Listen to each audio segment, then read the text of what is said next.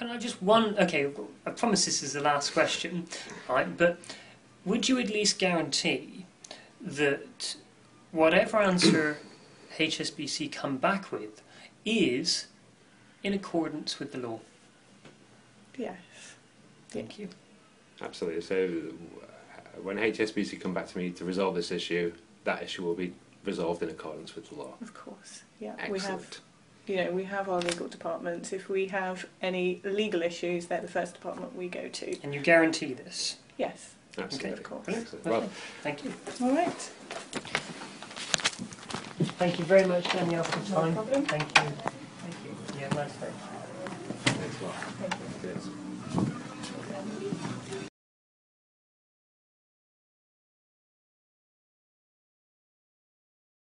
Okay, I've actually just looked on your profile. I've been working down in the front office all day. I have been liaising with the legal team and having a look into it. But I was phoning you at the end of the day, waiting for the last customers to leave. So apologies if you thought I wasn't phoning you back. I can see that you phoned through to our telephone banking team.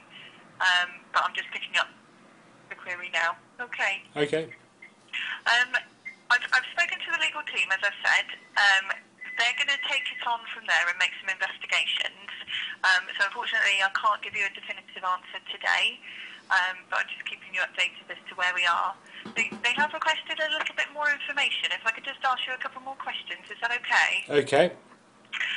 So the promissory note that you've created, am I right in thinking you created that one yourself?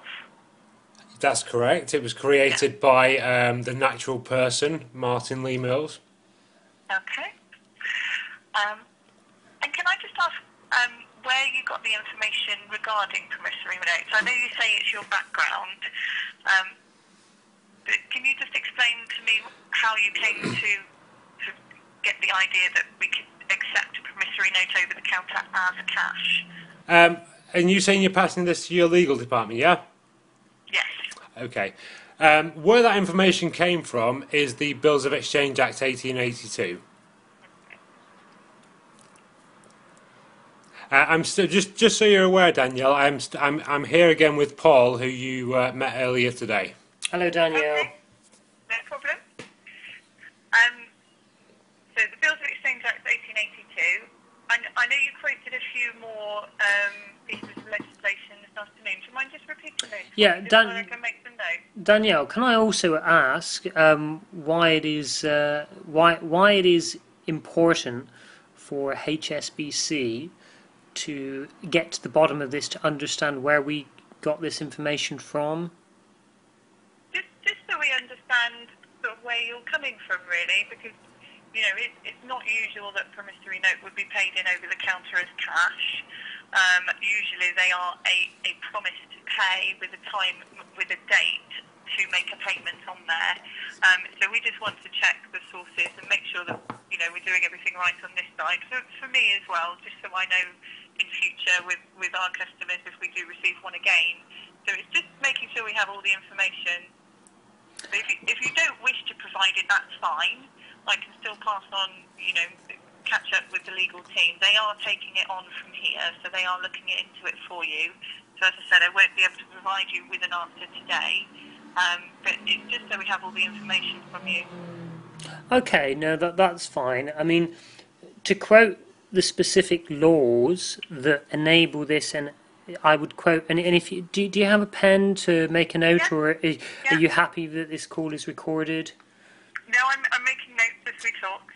Okay, so the laws specifically are the Bills of Exchange Act 1882, Okay. and in it clearly states what is defined as acceptable methods of payment. Okay. Within your own articles of association or your memorandum of association, it states the legal construct to which HSBC will operate by, and it states that you will accept promissory notes. Okay. And also, just to further add to that, not only is it in your own articles of association, if you go and check the HSBC Act on legislation.gov.uk. It's also in there. Now, earlier today, Danielle, you told me that a third party needed to be involved in a promissory act. Okay. Yeah, I know. You know, this is our understanding of it in the branch. So usually it is a promise to pay, either on demand or at a time or a date that we've agreed. So the fact that you're saying that this is legal tender in itself is something that, you know, they want to have a look into a bit further. But all I've done so far is faxed off the inquiry to the legal team, and they've said that they've looked at it, and can I get as much information from you as possible? So that's all I'm doing today. So, you know, if you feel that I've given you the wrong information this afternoon, like I say, I apologise. I'm not an expert in this, but the expert team is dealing with it. Okay, Danielle, if that is the case, then that's fair enough. However, the Bills of Exchange Act 1882 are quite clear. The reason I pulled you by saying a third party needed to be involved in a promissory note is for the simple fact that I know that is not the case. Okay.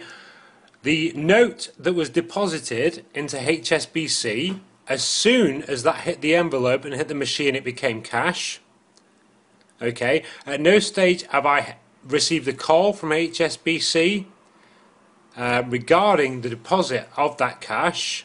However, I have received numerous calls, emails and texts telling me that my account is overdrawn, which under the circumstances I know not to be true.